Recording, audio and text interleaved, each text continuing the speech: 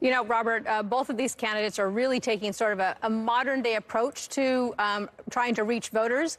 One of the ways is going on podcasts, which is a very effective way to hit millions and millions of people. We saw Donald Trump just sit down for 3 hours with Joe Rogan on his podcast, which does really have a huge reach. Kamala Harris apparently wasn't able to work out in her schedule, but she did another big one called Call Your Daddy or Call Her Daddy.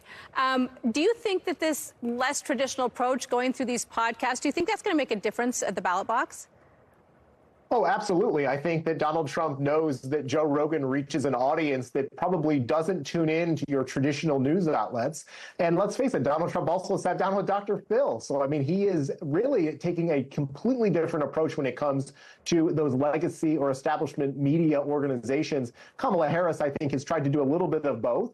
She probably gets a little bit more favorable coverage from those traditional outlets than Donald Trump has. So he has good reason to ignore them and go to different avenues. But in terms of Joe Rogan, just specifically, I mean, last time I checked, just a few moments ago, nearly 30 million people have just watched the interview on YouTube alone. So think about those individuals, particularly maybe the young men who tend to be a key demographic of his that might be, have a different perspective on Donald Trump. And they talked about a variety of topics that probably you wouldn't see come up in a traditional setting. So yes, I do think it's a good approach for both candidates to talk to some alternative voices, and particularly in this influencer scenario that we're in, they are the ones that are in many cases driving the headlines.